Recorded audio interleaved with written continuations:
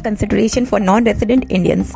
Non-resident Indians (NRIs) face unique tax considerations when dealing with income earned both in India and abroad. The tax implications for NRIs are primarily determined by their residential status under the income tax of India, which affects their tax liability in the country.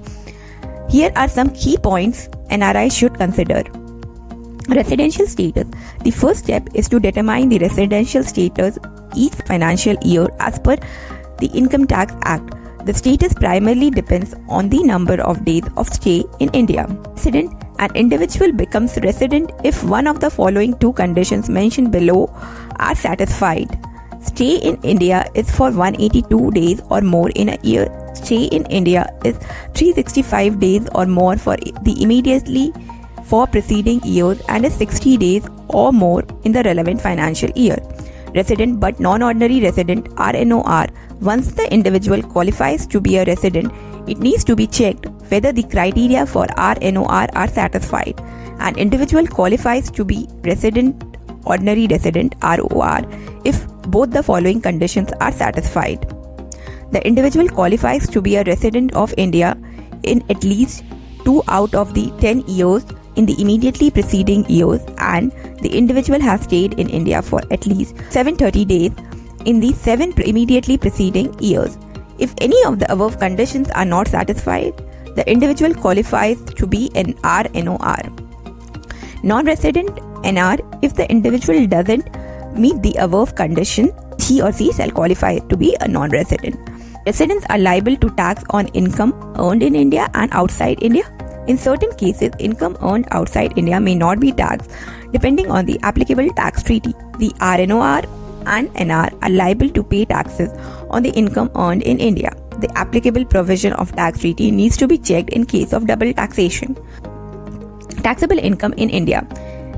As a non-resident Indian or NRI, generally individuals are taxed only on the income that is earned or accrued in India, depending on the tax residency in India. This includes income from salary if services are rendered in India, income from property or asset in India, capital gain on the transfer of Indian asset, income from fixed deposit or interest on saving bank accounts. Double Tax Avoidance Agreements DTAAs. India has DTAAs with several countries to avoid double taxation of income earned in India. If the individual resides in a country that has DTAA with India, then certain tax relief or benefit could be available under the tax treaty.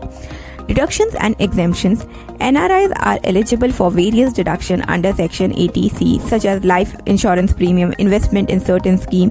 However, there are some restrictions on certain investment vehicle compared to resident Indians. Bank account. NRIs can maintain different types of bank account in India, such as non-resident external NRE, non-resident ordinary NRO, and foreign currency non-resident FCNR accounts. The interest earned on NRE and FCNR account is tax-free, while the interest on NRO account is subject to tax deducted at source TDS. Property and capital gains. Income from property rental is taxable for NRIs. Also, selling property in India involves capital gain taxes, although individual can avail exemption under certain conditions, such as investing in another property or specific bonds. TDS. Income earned by NRIs is subject to TDS. The rates may be higher for NRIs, and it's applied to earnings like interest from fixed deposit, property rent. Tax filing. NRIs need to file an income tax return in India if their income exceeds the basic exemption limit, or to claim a refund or carry forward a loss. Being aware of the due dates and the procedures for filing return is important to comply with the applicable tax regulations. Wealth tax. Wealth tax is no longer levied in India. Estate planning and inheritance. Inheritance is not taxed in India, but the income from inherited assets like interest, rent, etc. is taxable. However, it is advisable to check the tax implication in the country of residence too.